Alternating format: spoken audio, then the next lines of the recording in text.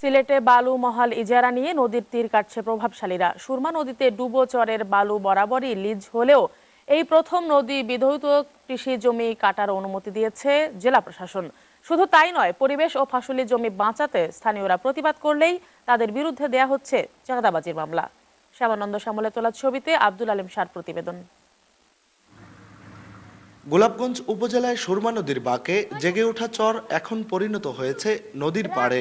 এখানে বাপদাদার আমল থেকেই চাষাবাদ করছেন হাজীপুর মৌজার কৃষকরা। কিন্তু নদী পাড়ে ড্রেজার দিয়ে মাটি কাটা শুরু করে প্রভাবশালী একটি মহল। ইজারা অনুযায়ী সূর্যোদয় থেকে সূর্যাস্ত পর্যন্ত বালি উত্তোলনের শর্ত ভেঙেই নদী পার কাটা হয় রাতের আধারে।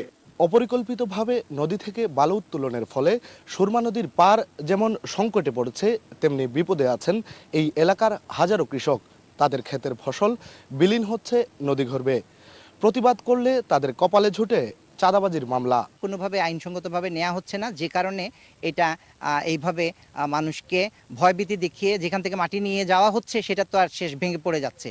সুরমা নদীতে বালুমহালের কারণে নৌ চলাচল বিঘ্নিত হলেও অল্প খরচে বেশি মুনাফার আশায় অপরিকল্পিতভাবে পাড় থেকেই কাটা হচ্ছে মাটি। অথচ সবকিছুর বৈধতা আছে বলে দাবি করেছেন লিজ গ্রহীতা।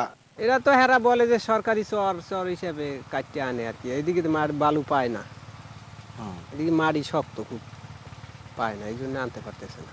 আমি গভর্নমেন্টে যে সিদ্ধান্ত নিতে হবে কিন্তু পাইতে পাইছি তারা যে সত্যতা দিতে পারে, তারা যদি শর্ত ভঙ্গ করি সে আমার ডিড ক্যান্সেল করতে পারে, আমার যে লিজ ক্যান্সেল করতে পারে। এভাবে তীর কাটার ফলে হুমকিতে পড়বে পরিবেশ। তবে এ নিয়ে কথা বলতে রাজি হননি সরকারি কর্মকর্তা। আর লিজ গ্রহীতাদের ভূমি খেকু আখ্যায়িত করে এ বিষয়ে কথা বলতে নারাজ জেলা রাজস্ব কর্মকর্তা। অভিযোগটা যদি ডিসি অফিসে যায় তাহলে ডিসি অফিসের নির্দেশনায় আমরা পরে মুভ করতে পারবো, বুঝছেন? কিন্তু তার আগে তো আমরা মুভ করতে পারছি না, কারণ যারা ভূমিদস্যু তারা তো বুঝেন না, তারা কবো এখন পরে একটা বেজাল বলে দিব। স্যার বললে যে কোনো কিছু, স্যার না বললেন আব্দুল আলিম শাহ, এসএটিভি, সিলেট। অব্যাহত চাঁদাবাজি ও নির্যাতনের ভয়ে আতঙ্কের মধ্যে দিন কাটাচ্ছেন মাগুরা সদর উপজেলা।